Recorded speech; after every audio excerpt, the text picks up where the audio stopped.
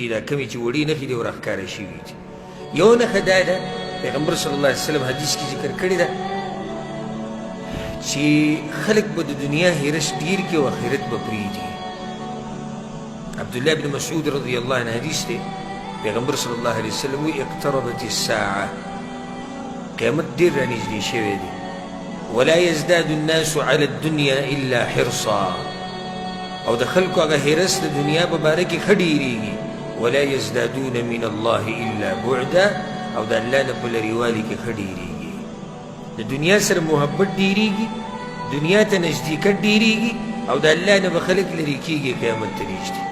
د حدیث امام طبراني امام حاکم راوړی دی او دا نښه ښه واضحه ده د دنیا هرس ډېر دی که د آخرت ډېر دی د دنیا هرس ډېر دی خلک نږدې کېږي دنیا ته په څه طریقه به زه دنیا ګټم په څه طریقه به دنیا راګیرو او آخرت نه خلک ورځ په ورځ دینداري کمیږي ورځ په ورځ دینداري کمیږي خلک لرې کېږي د دین نه او نږدې کېږي دنیا ته او داسې دې ته نږدې نښې مخکې ذکر شوي تفصیل شوی دی یو بله نښه چې پیغمبر صلی الله علیه وسلم ذکر کړې د حدیثونو کې هغه دا ده چې وینا به ډېره شي او عمل به لږ شي قیامت ته نږدې به ویناګانې ډېرې شي او عمل به څه شي به لږ شي حدیث ته امام حاکم امام طبراني راوړی دی وګوته کېده عبدالله بن عمرو بن العاص رضی الله عنهما وی پیغمبر صلی الله علیه وسلم دا خبره کړې ده من اقتراب الساعه د قیامت ته نږدې کېدو په نښو کې یوه نښه دا ده ان ترفع الاشرار وتوضع الاخیار دا ملک صاحب مخکې خبره وکړه درانه به سپک شي او سپک به درانه شي ظاهر شم د پیغمبر صلی الله علیه وسلم نه هغه باندې د ایمان د انسان ښه ډېر شي چې دا قسمه خبرې واوري چې څنګه چې ویلي هغه قشان شوي دي سپک دروند شوی دی او دروند سپک شوی دی دې دپاره مې د حدیث وي ویفتح القول ویخزن العمل وینا به ډېره شي عمل به لږ شي د دې څه مطلب دی چې وینا به ډېره شي او عمل به لږ شي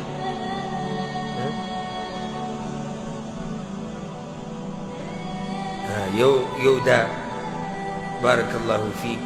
لکه یو سړی به لګیا یاره دین کې دا دی او دین کې دا دی او پیغمبر دا وي او الله دا وي او عمل پې دی پې عمل نه کوي یو نښه موږ سره مخکې ذکر شوې وه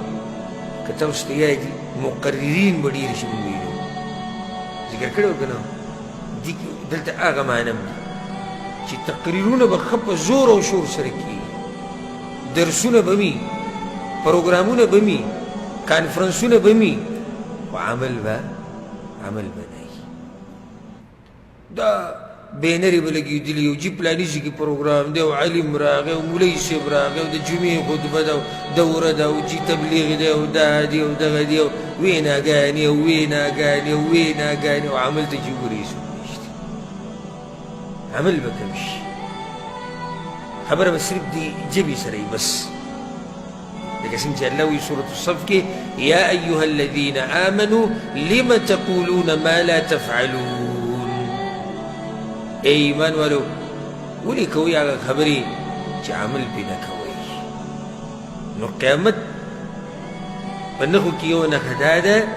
چې وینا به ډېره شي او عمل به لږ شي دا خو واضحه خبره وینا کول والا ډېر دي بلکې نن سبا چې بعضو ته پکې نصیحت وکړي چې وروره دا مسله داسې ده دا داسې ده وایي خبر یمه ما ته پته دی چې دا بشریت کې شته او دا داسې او دا دغه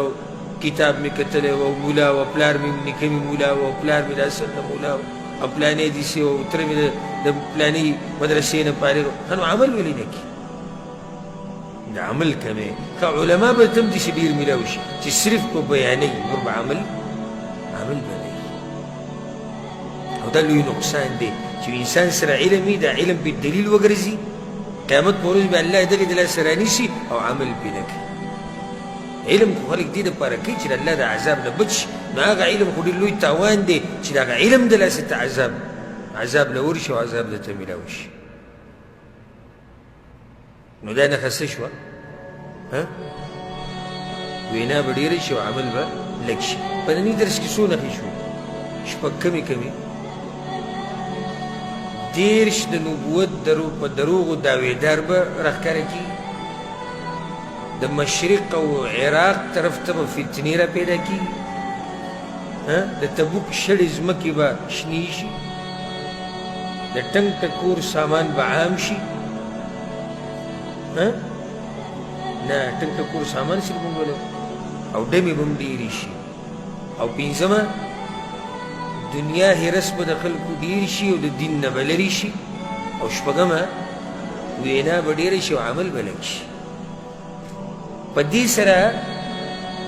موږ هغه نښې ذکر کړي چې هغه وړې دي او راښکاره شوي دي. موږ دا دعوه نه کوو چې ما ټولې نښې ذکر کړي. انسان یم، کیدای شي که نښه نیمه رانه هېره پاتې شوي، خو څه د پاسه 100 نښې موږ ذکر کړي. څو شوې؟ دا 108 نښې شوې تقریبا، 108 نښې شوې. نو دا په دې به اکتفا وکړو چې دا هغه نښې دي، وړې نښې دي او راښکاره شوي